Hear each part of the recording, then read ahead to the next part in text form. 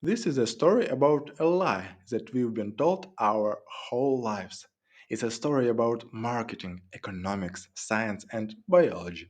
And most importantly, it's about why a lot of cheese is orange. Cheese making basically starts here. I know it seems like we are starting a little bit early on in the process, but hanging there with me.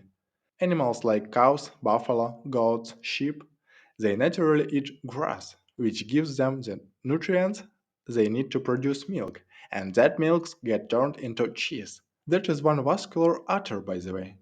In the 12th and 13th century, sheep were often the main producers of milk.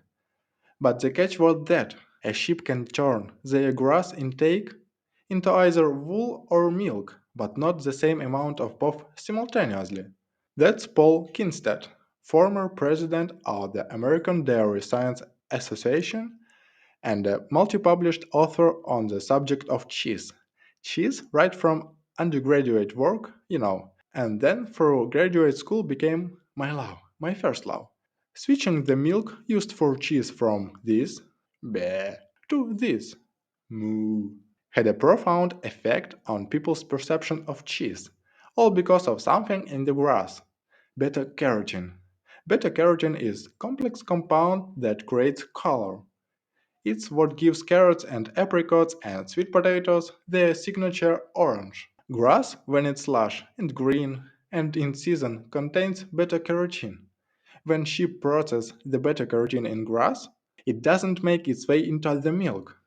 Therefore, sheep cheese is pretty much always naturally white. In the cow, it's a different metabolic pathway. Beta carotene goes into the cow, passes into the milk, is part of the fat in milk, and then gets concentrated in the cheese, and that what gives cow's milk cheese its yellow color. Cheese made in sort of the spring, early summer always has been recognized as really yellow, which it is, and also higher in quality. I mean, it was always revered. Because of that, people really wanted yellow cheese, but cheesemakers, they wanted to make money. And the second change in terms of marketing that happened that became really important. Cow's milk forms cream easily, so cheesemakers figure out pretty quickly that they could skim off some cream before making cheese to make butter. Butter had a better price in the marketplace, but the problem with the cheese was with less cream there is less beta carotene carrying over because it's in the butter, so it didn't look as good. Farmers were ending up with yellow butter and pale cheese, but they realized that they could scam the system by dyeing the cheese to look like it was full of that beta carotene filled fat. So that began to happen in the 14th and 15th century, and they use things like saffron or marigold, or believe it or not, carrot juice. But everything changed once these bad boys hit the market. The annatto seed. This seed comes from the shrub that grows in South America. The Dutch, who followed in the wake of the Spanish colonizers as traders, learned about annatto and they saw markets on the 16th century. They began to export annatto from South America to Europe because there aren't a lot really good colorants available.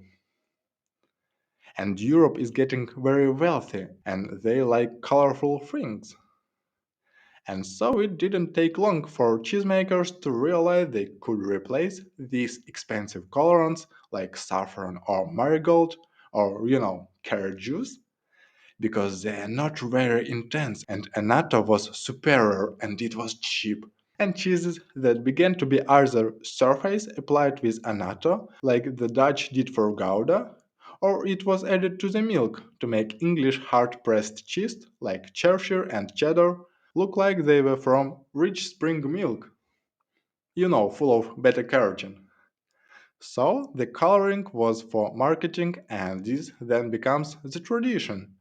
Over centuries, this is the way real cheese is made. And that's why today you still get cheeses that look like this. With factory farming, cows aren't as grass fed as they used to be. Diets tend to include a lot more corn and soy. But because we've been used to centuries of saturated colors of cheese, None of that really matters when it comes to marketing. We still expect our cheddar to maintain a golden hue, and we can still thank annatto for that.